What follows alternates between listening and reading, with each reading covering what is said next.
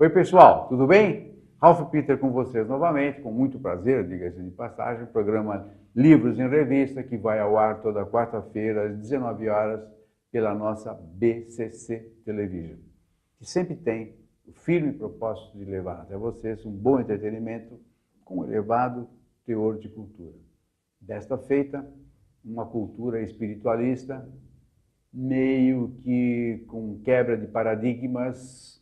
Não vou falar, vocês vão ver. Antes de passar para o nosso amigo Marcelo César, que já é a terceira, agora tem crachá já. Tem né? crachá. Mandaram subir lá embaixo. Sobe. Você, o grandão, pode subir. E o pior não, o melhor que é grandão não só em tamanho, em talento também. Obrigado. Talento, tá rápido. Obrigado. Muito 10. Pessoal, antes de passar oficialmente para o Marcelo, que já é literalmente um amigo da casa, um amigão, eu quero mais uma vez solicitar para vocês que tomem cuidado com a maneira que vamos votar agora em outubro. Que significa o que eu penso. O mote das eleições é eleição presidencial. Não é. O principal problema, sem aspas, é a Câmara Federal e o Senado. Esta gente é que comanda o país e que comanda também o presidente. O sistema democrático é assim, não é só no Brasil, em qualquer lugar. Todavia, em outros lugares você pode ter um ou outro parlamentar corrupto que faça alguma sujeira aqui e dali. Infelizmente, no nosso caso, nós temos a impressão, melhor, eu tenho a impressão, de que todos são. Nós estamos vivendo um momento de extrema camarilha. De sorte que, atentem, o principal veículo para que esta nação melhore ou piore está no Senado e na Câmara Federal. O presidente é importante, sim, mas a prioridade está no meio de campo. Essa gente é que nos comanda e nos arruína, quase que literalmente, ok? Ao meu lado direito, Marcelo César, dono de 21 obras. Fantástico isso, hein, velho? Cheguei na maioridade, rapaz, olha só. Agora eu sou maioridade. Agora. Eu espero que você chegue logo na melhor idade. Na melhor. Acho que eu já melhor não sei para quê. Eu já estou na melhor idade também, rapaz. Bom, depois dos 50, acho que você começa a caminhar para a melhor idade, né? Você tem 52. Você tem bastante barba branca, mas cabelo não. Não, né? não tenho, não pinto também. Gente, eu não pinto cabelo. Ó, aqui, ó, tem um fio branco aqui, ó. Eu sempre quis ser grisalho, Ralph. É, né? Desde os meus 20 anos de idade, eu achava super austero, bonito, elegante, assim, um cara grandão e de repente, sabe? Tipo senador grisalho. da República. Assim, alguma coisa assim. Romano. Essa coisa, né? E, rapaz, e até hoje, olha, já virei os 50, você vê a barba, a barba até careceria, assim, uma pintura, alguma coisa, para dar uma ajustada. Famoso, super legal. Mas o cabelo não fica compensação, branco, eu tenho cabelo branco desde os 14. Ah, não, mas você tem uma boa cabeleira ainda, rapaz. Isso. Tá aí, ó, dá pra ver. Sarro agora. Vamos falar sério, afinal. Vamos lá. 21 obras, hein, meu? 21 coisa obras, louca, ó, 21 livros. Sempre com um viés espiritualista. Sempre. Na verdade, é que eu fiz um livrinho há uns 3, 4 anos atrás. Eu fiz um livrinho com coletâneas de frases dos meus romances. Então, obviamente, acabou se tornando um livro. A editora quis fazer um box com os grandes autores da casa na época e tal. Então, eu fui um dos escolhidos para poder ter esse livro. Então, na verdade, porque eu estou fazendo 20 anos agora de publicação. Então, esse livro saiu meio que no meio, por isso que são 21 obras. Quando você fala casa, é a editora? Na editora, eu publiquei 20 livros na editora Vida e Consciência. Vida e Consciência. Isso, perfeito. na Vida e Consciência, que é da Zíbia Gasparetto, da Zíbia e do Luiz Gasparetto. E aí agora, né, eu estou na Planeta. Bom, O novo livro está pela Planeta. Belíssimo. Antes de nós conversarmos, deixa eu reafirmar para vocês que o programa não tem viés político, religioso, credo, cor, nada. A única obrigatoriedade que nós fazemos, questão cerrada absoluta, é do conteúdo que o convidado possa trazer, de preferência com toda a honestidade, que naturalmente é o caso do Marcelo, que já é a quarta vez que você vem conosco, né? Eu acho que é a Quarta vez. quarta vez que eu estou aqui. Que não seja a isso. última. Não, eu também espero. Espero publicar mais livros e estar mais aí com você vocês. É bastante fluido, né? Com essa pouca idade que você tem, 21 obras. Não, mas é que, quando que verdade, começou, afinal? Então, eu comecei com 12 anos, Ralph. Então, assim, não a escrever com 12, mas a minha família era católica. Então, é católica Que até bala, hoje. hein? Aliás, ninguém da minha família foi pro lado do espiritismo ou da espiritualidade, que seja, né? Sempre ficaram dentro do catolicismo, todos eles. Aí teve agora uma parte que também está crescendo muito no país de evangélicos. Né? Também tem um braço aí que se tornou evangélico. Mas espírita, né? Como era na época do Chico Xavier, aquela coisa tal, nunca houve, muito pelo contrário. Quando eu fui, não é diagnosticado, mas como é que você pode colocar? Você descobriu. Assim, de repente, assim, né, assim, sofrendo, né, aquela, né, a obsessão espiritual, isso, aquilo, quer dizer, a única coisa que poderia me ajudar na época, né, né, com 12 anos de idade, era dentro do espiritismo. Então, a gente tinha uma vizinha benzedeira que era muito gente boa. E ela que falou para minha mãe, falou assim, esse menino, o problema dele é mediunidade. Minha mãe nem sabia o que era não é problema, é uma solução, então, né? exatamente assim, sabe? Quer dizer, o que ele está enfrentando, né? Então, quer dizer, leva ele no centro. E o centro, que ficava 4 quadras de casa, a gente ia a pé. Assim, 4 quarteirõezinhos, assim. E já era o centro da Zíbia.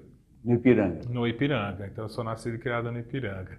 E aí, lá que eu começo com estudo, né, deixar o equilíbrio, né, aprender a equilibrar a sensibilidade, tudo mais, estudar bastante sobre o mundo espiritual. E com 14 anos eu começo a participar da escolinha de médiuns e tudo mais. E aí é quando eu comecei a trabalhar com as mensagens, com psicografia e tudo mais.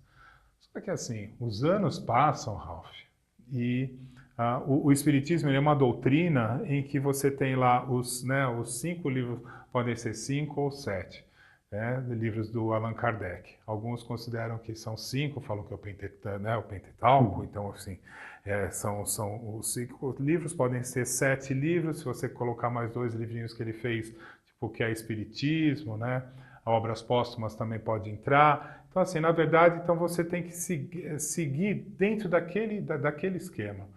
Só que quando eu estava com 18, 19 anos de idade, eu fui com o filho da Zíbia, com o Luiz Gasparetto, ele foi participar de um programa de televisão nos Estados Unidos para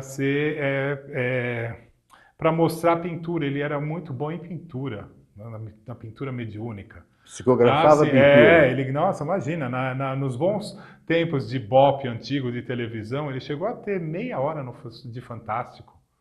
Fantástico fez um programa, fez uma reportagem de meia hora com ele. Ele apresentava um programa de TV também, não tinha?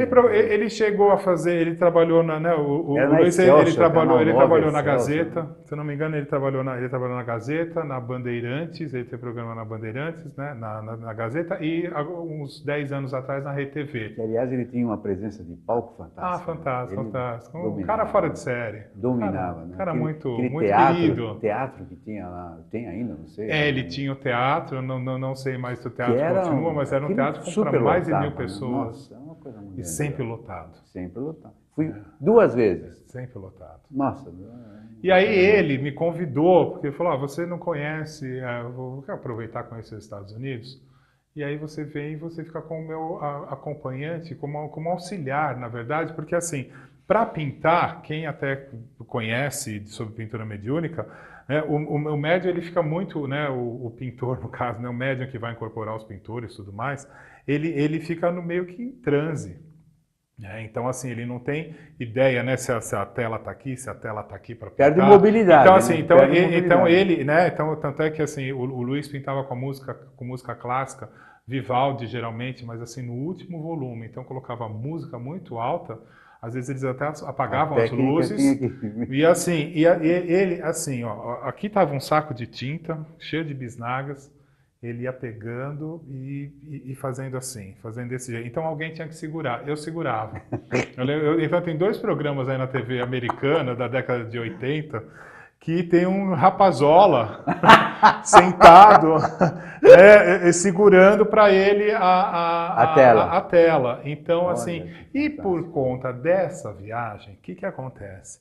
O Luiz me apresenta a Louise Hay, que é uma das maiores orientadoras espirituais de todos os tempos, principalmente nos Estados Unidos. A Louise Hay tem um respeito muito grande até hoje. Deve ter só uns 200 livros editados. Né? Ah, sim, ela tem muitos livros editados. Eu sei que ela passou de 40 milhões de livros vendidos. Nossa. E a Louise morreu agora em agosto, setembro de 2017.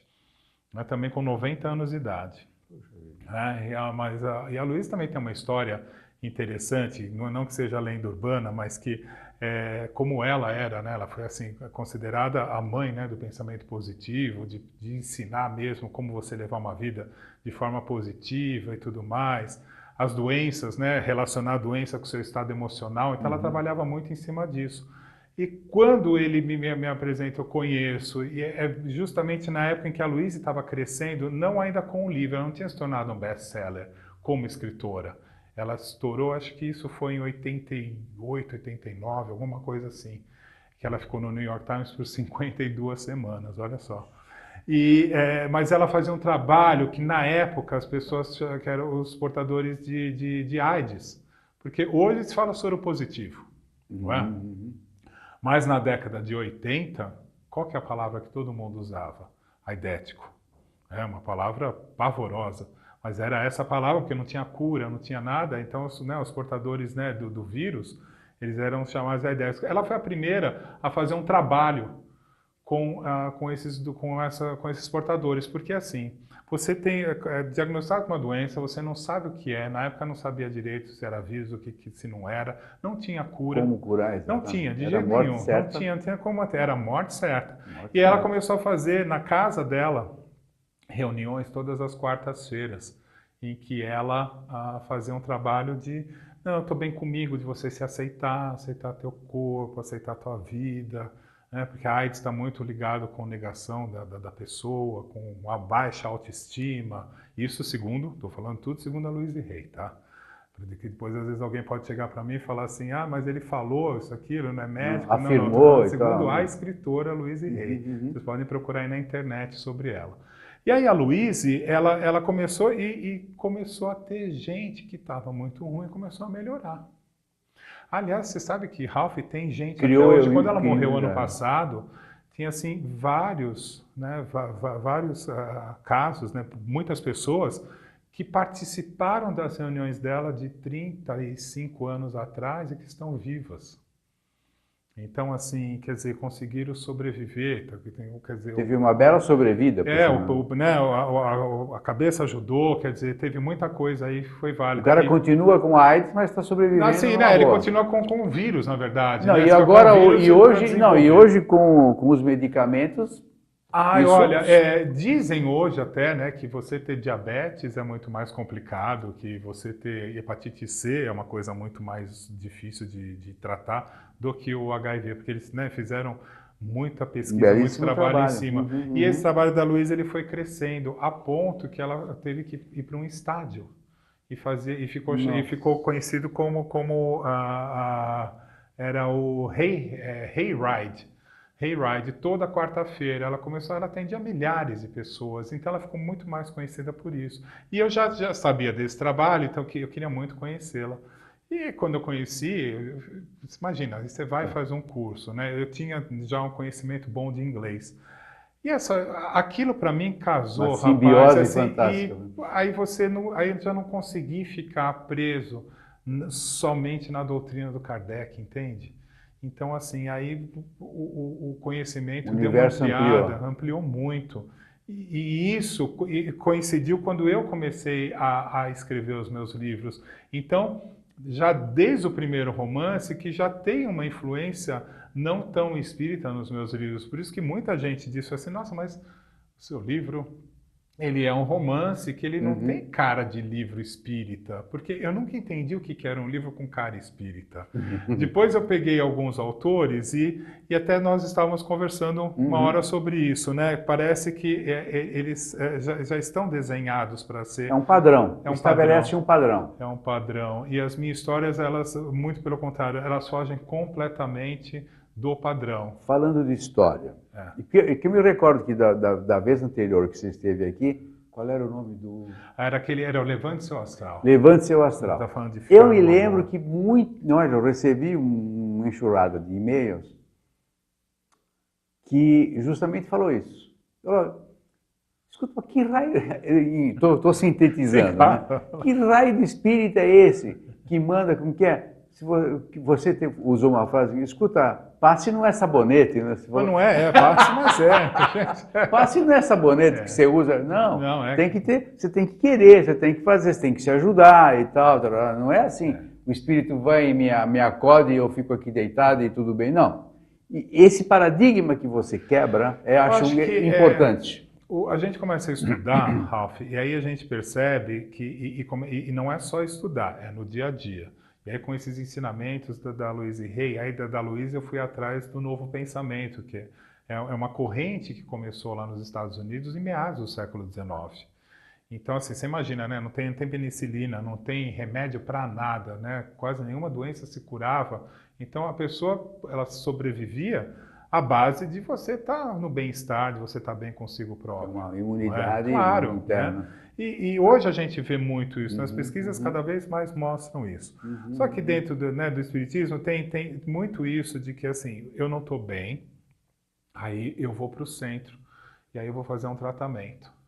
E lá eles vão tirar tudo ruim de mim. Com certeza, eles tiram. No Centro Espírita faz um trabalho muito bonito, as pessoas, né, vão lá de energização, vão lá, né, dão um passe e tal. Quando eu coloquei aqui para, né, naquela entrevista que eu falei que passe não era sabonete, por quê? O que acontece? E isso geralmente todos os centros colocam, né, a maioria pelo menos, coloca o quê? Olha, você vai fazer o tratamento espiritual? Ok, 4 semanas, 8 semanas, não importa o nome, tem gente que coloca número, letras, enfim, não importa, mas aí você vai fazer um tratamento. E quando você faz o tratamento, assim, ó, dá uma olhada na vida, como você está levando a vida, dá uma olhada na alimentação. Se você é uma pessoa muito nervosa, procura, né, repensar um pouco seus valores. Então, assim, o tratamento, ele precisa ser seguido como se fosse, sei lá, 4 semanas de pura reflexão acerca da sua vida. Então, o que eu posso fazer de melhor por mim mesmo? Por que minha vida não está boa? Olha ao redor, né? Isso, sabe? Por que eu tô, né? Por que eu tô ruim desse jeito? O que eu fiz para chegar nesse ponto? E o plano espiritual dá muita ajuda nesse sentido. Mas aí que tá, você está se ajudando. E quando eu coloquei do passe sabonete, é porque a pessoa fica 4 semanas tomando passe, continuando se sentir uma vítima do mundo, vítima dos espíritos terríveis, malignos. E aí, quando passa as 4 semanas, não mudou nada, continua a mesma pessoa, e aí fala assim, o tratamento não foi bom. Eu vou num outro centro. Aquilo é um embuste. Não, uma imagina, fraude. aquele povo lá é muito fraco. Aí começa a procurar outros lugares. Aí vai num outro centro então, eu falo que essa música é assim, que é como se você tomasse um banho e logo em seguida você já se sujasse. Entendeu? Que você vai precisar de novo, né? Toda hora, então, você vai precisar desse passe, desse sabonete. Vai ter que ter um espírito de plantão, né? Sabe como a gente tem agora, que a gente está vivendo essa era agora da higienização, né? Que assim, tudo quanto é canto tem um tubinho de gel de álcool. Então, assim, não é assim que as coisas funcionam. Então, ou então associar que isso ficou muito cristalizado no espiritismo brasileiro, de que tudo é culpa dos espíritos.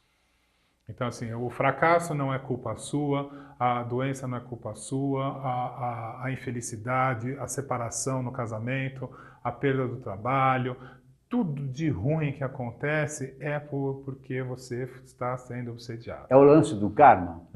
Não, acho que não Você é o lance acabou do de karma. dizer, não é o karma? Não, acho que coloca muito a culpa, porque o karma nada mais é do que você repetir, é como se você tivesse que passar de ano de novo, sabe? Você tem que fazer de novo aquele ano porque você repetiu, você né? Você teve uma série de lições, você não conseguiu atingir a média. Então, assim, então você vai de novo. Então, o karma eu associo muito assim, para ser um pouco mais didático, né? Quer dizer, você tem lá para fazer, sei lá, você tem que ser melhor com a tua mãe. Você vai ter um filho, você vai ter que ser um cara legal com esse filho. Aí, antes de nascer, geralmente a gente fala assim, então tá bom, vou receber esse cara aqui, que a gente sempre teve problema, vai ser meu filho, essa daí, essa, não vou nem falar o nome, mas tudo bem, vou aceitar ela como minha mãe, isso, aquilo, tudo mais, pra gente dar pra melhorar essa roda aí, da vida. Aí renasce tudo junto. Aí você pega, você odeia a mãe, você não quer saber da tua mãe, aí nasce teu filho, você tem problema, e tudo é culpa do teu filho, você não... Então, assim, fica repetindo. Então, assim, o karma eu vejo mais, né, dentro dos nossos estudos, como uma repetição das situações. Então, Mas para melhorar ou porque foi sem querer? Para melhorar, porque assim, bom, então tá bom, então mais uma vida que os três se pegaram, então tá, os três vão ficar nascendo sempre juntos, porque assim, um dia, né, não importa... Alguém vai ter uma cabeça boa. Alguém vai ter que ceder. Um dos três vai ter que ceder, sabe? E ele fala assim, quer saber? Tá bom, vai. Eu gosto dela, isso, aquilo, tudo. Minha mãe é uma louca, uma desvairada, mas assim, bom, tá bom. É o que eu tenho agora. É o que dá para, é o que temos para o momento, não é assim que a gente fala, né? E associado com isso, né, dos bons pensamentos, tudo mais, isso ajuda muito. Então, assim, abrir um pouco mais o campo de visão da gente, porque quando fala-se, e se estuda muito, né, no Espiritismo procura-se estudar muito, e fala-se demais em reforma íntima. E a reforma íntima, Ralph, nada mais é do que você olhar para o teu umbiguinho, né, ou umbigão, depende, né, das pessoas, e olhar para si e falar assim, caraca, aqui não que eu seja uma máquina de defeitos, mas assim, poxa, por que eu me irrito tão facilmente? Por que eu não me dou com determinada pessoa? Escala uma prioridade, né? O que está fazendo mais mal, por exemplo? Exatamente, porque no final das contas, a gente está aqui para viver bem. E você só vai conseguir viver bem quando você consegue enxergar os pontos que não são legais. Não gosto de colocar ponto fraco, mas assim, aquelas coisas que você sabe que não são, porque cada um de nós sabe o que não é bom aqui dentro. Isso daí não tem jeito. A gente pode mentir, posso mentir para você, você mente para mim, a gente mente para os amigos, mas a gente sabe o que a gente precisa melhorar. E aí muita gente não quer saber. Aí coloca a culpa, isso que eu digo, aí coloca a culpa nos espíritos, isso, aquilo. Eu fiquei durante 25 anos trabalhando no centro espírita. Eu vi de tudo, eu atendi de tudo quanto é gente. Então você percebe, Ralph, que existe mesmo um padrão de que, assim, agora vocês vão me salvar. Mas assim, tá, a gente vai ajudar você, mas você também precisa, né? Sim, eu te dou o carro, você tem que girar a chave e engatar a marcha. E de vez em quando colocar abastecer, né? Também. Senão não vai. Escuta, vamos falar do teu livro? Vamos. Você fala muito. Falar. Bom, o teu atual, Acerto de Contas. Acerto de Contas.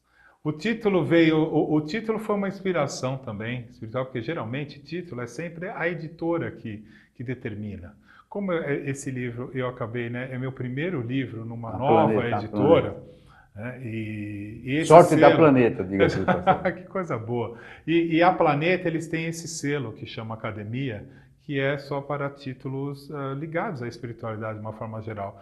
Como você colocou no começo do programa, eu acho isso legal que a Planeta está fazendo também, que é não é específico. Então não é a Academia não é um selo para livros espíritas ou para livros católicos, é para todos aqueles que de alguma forma têm um pensamento, vamos colocar assim, cristão, alguma coisa legal que possa fazer com que você olhe e possa acreditar ainda, ter fé de que existe alguma coisa maior.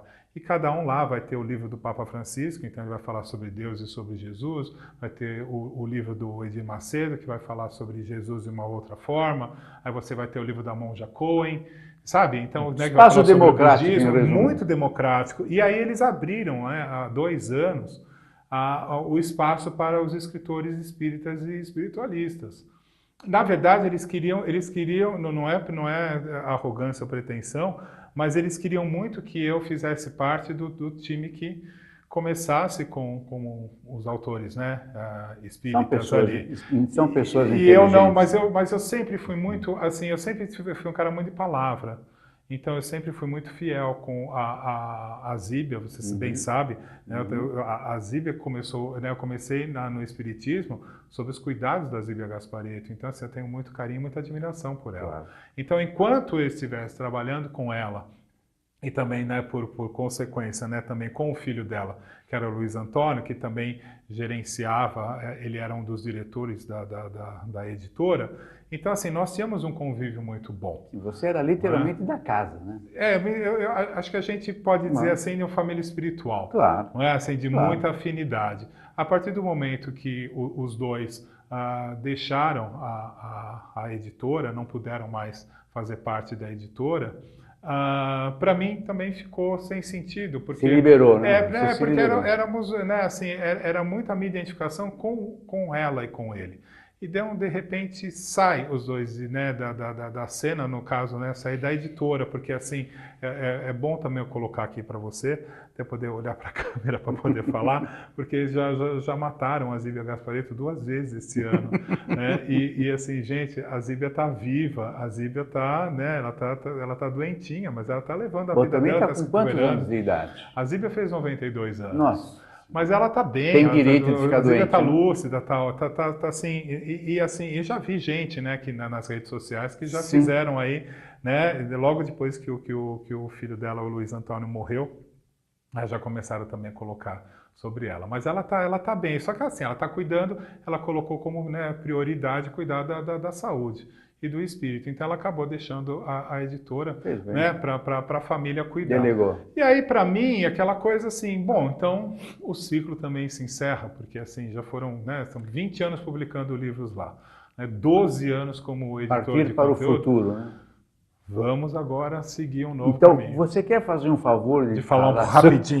Acerto de contas, porque muitos espíritas também, isso é 12 de espíritos que é assim, o acerto de contas geralmente é assim, você nasceu agora, então você está, né, e você não está numa situação legal, é porque você está pagando por alguma coisa do passado. Isso que eu estou falando, eu só estou reproduzindo o que eu sempre escutei no centro ao longo de tantos anos, das pessoas que viam e que muita gente que não estuda e acaba acreditando.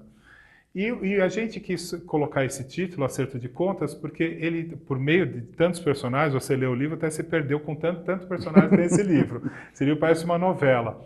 Mas por quê? Porque São todos esses muitas pontas a serem ligadas. mas acabam sendo Sim. todos ligados no final. E assim, os personagens, eles enfrentam um acerto de contas com a própria consciência. Então, é isso que a gente quer passar. Que não importa o que você faça, não importa como você haja, de repente agir por debaixo dos panos, ou, né, ou querer ser dar um sorriso e por trás você ser um sacana. Deixar um sorriso de almanaque. Exatamente. Não é, você pode ser o que você for na tua vida, não importa. E o livro coloca muito isso. Não existe certo e errado, Ralph. Porque isso é muita arrogância de qualquer ser humano querer o que é certo e o que é errado. Porque é a sua consciência que vai ditar isso. Mas não existe o certo e errado, por exemplo, social. Existe o certo e errado jurídico. Mas esse certo e errado jurídico, ele é relativo porque ele dura um tempo e depois ele caduca e morre. E aí se transforma. Então, por exemplo, nós tivemos até a lei do divórcio em 77, uma mulher que fosse separada, mesmo que abandonada pelo marido e tudo mais, a gente cresceu com isso. Escuta, é a vagabunda. Até bem pouco tempo, mulher não podia pescar. Você vê como são as coisas. Então, Não votava, não é votava. muito difícil isso. Né? Então, você vê esse empoderamento que a gente diz hoje das mulheres. Isso é muito bom. Embora esse livro se passe entre a década de 50 e a década de 80, mas ele só ficou nessa época. Primeiro porque tinha um personagem muito interessante, que era para contar a história dela, e outra porque assim, o livro acaba tratando também além do acerto de contas com a própria consciência, ele também fala de racismo. E para você ter um personagem puramente racista, nos dias de hoje é muito mais difícil de você... Mas é impactante, né? Não, é impactante, mas, por exemplo, um personagem racista hoje, num livro atual, ele não poderia entrar numa loja e xingar uma vendedora negra. Né? Hoje daria cadeia, as pessoas imediatamente vão para a cadeia. Não é? Mas agora, 35 anos atrás, 1980, você falar isso, a pessoa ainda ela ficava mal, mas Até ninguém, intimidada, não né? tinha lei, não tinha nada. Sim. Então, hoje nós estamos vivendo essa diferença. Por isso que eu te digo, certo e errado. Se era certo ou se era errado, mas assim, as pessoas consideravam que era certo uma pessoa negra ou uma empregada subir pelo elevador de serviço até pouco tempo atrás. E hoje já não é. Então, é por isso que eu digo, o certo e errado, ele é muito relativo. Mas As coisas mudam muito. Esse ajuste de consciência que você mencionou, que as pessoas, do tal acerto de contas, também não pode ser depurado pela cultura que a pessoa tem. Que eu tenho um determinado nível, você tem outro. Agora, como é que eu vou determinar o que é, como é que eu tenho que acertar a minha consciência? Tem duas coisas bem interessantes que eu aprendi com os colegas aí espirituais. Que tem uma diferença muito grande. Tem a personalidade e tem o temperamento. E a personalidade, ela pode ser moldada, né? Você molda, você consegue mudar, ela é flexível, então você cresce. Então aquilo que você achava certo, isso aquilo, então a cultura vai te ajudar, a sociedade vai ajudar, uma boa família vai ajudar, amigos interessantes e inteligentes podem ajudar você a não se tornar uma pessoa preconceituosa, a não se tornar uma pessoa sexista, agora também a gente fala misógino hoje. Enfim, você consegue mudar, mas o temperamento é o seu jeitão. É aquele jeitão que a pessoa tem. É o teu mapa. Não tem como, aquilo não muda, é aquilo lá. Então a pessoa ela pode mudar, ela pode achar que hoje ela não é mais de direita, ela é de esquerda, ela é de esquerda, ela é de direita, ou ela quer casar, ou não quer casar, ou quer se separar. Você pode ter, você vai mudando os seus valores. Mas aquele seu jeito, por exemplo, mas ela é muito reservada. Talvez ela vá continuar sendo, vai ser sempre uma pessoa reservada. Vai ser uma pessoa muito mais falante. A outra vai ser uma pessoa menos falante. Então esse é o temperamento. O temperamento ele não muda, mas a personalidade muda. Mas tem gente que, mesmo com a personalidade, ela pode ser mudada, mas a pessoa muda ela para o lado negativo. Então ela começa a alimentar ódios, começa a alimentar preconceitos, começa a alimentar uma série de coisas que não são legais e que causam desajustes no próprio indivíduo. Sim, porque é um auto-ferir-se. Né? Sim, porque aí eu vou ser preconceituoso, assim, eu vou falar de mim. Eu não consigo entender como é que a gente consegue ver diferença nas pessoas por conta de cor, por conta de nacionalidade, de etnia, que seja. Isso é uma das coisas eu acho que você pode ver a diferença porque ela existe. Existe a diferença. As diferenças, as características, Sim, mas assim, exatamente. mas nós somos todos semelhantes, é todo ser humano. Eu tenho um amigo que escreveu um livro chamado Diferentes Somos Todos. Eu adorei. É isso aí. É fantástico, mas vai na mira, né? E olha, ele escreveu isso já há uns 15 anos. Porque as pessoas colocam muito, né? O livro então mostra isso, que não existe essa de sermos todos iguais, porque nós não somos. Né? Ressalvando aí, ressalva as características de cada um. Somos semelhantes e que nós precisamos, mais que tudo, aprender a respeitar. A raiz é a mesma. Mas a respeitar. Então, assim, quando você se aceita, quando você está legal com você consegue enxergar o outro com um pouquinho mais de compaixão. Eu não diria nem compaixão, mas pelo menos com respeito. Mas a compaixão puxa, né? Então, assim, mínimo, né? Toda pessoa que tem compaixão vai ser uma pessoa que jamais vai desrespeitar o outro. Não, né? porque A falta de compaixão faz isso.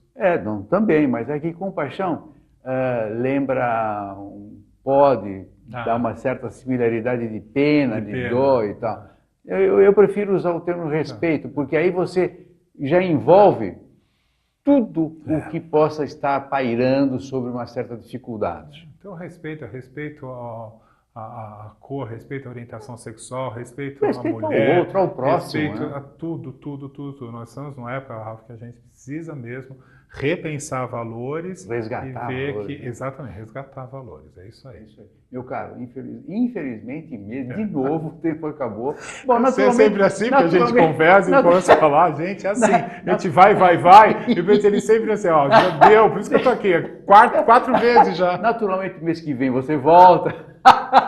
No próximo, daqui a um ano eu tô aí de novo. Um ano, não. É a base, Muito mais ou tempo. menos é o tempo que eu levo para Tá publicar. bom, então já está intimado. Tá bom, tá ótimo. Tá feito, então, meu Tá caro, ótimo. puxa vida, muito obrigado por ter Que vindo. agradeço. Nesta nova fase, eu imagino Nova da fase. faina miserável que você está enfrentando, mas pelo que te conheço, a faina boa. Sim. Você vai tirar de letra isso e vai extrair Já estamos deste tirando. suco um sabor maravilhoso. Esperamos. Com certeza, eu tenho certeza absoluta. Do píncaro dos meus 71, eu aprendi a entender você. Até um rapazinho jovem ainda. Muito jovem.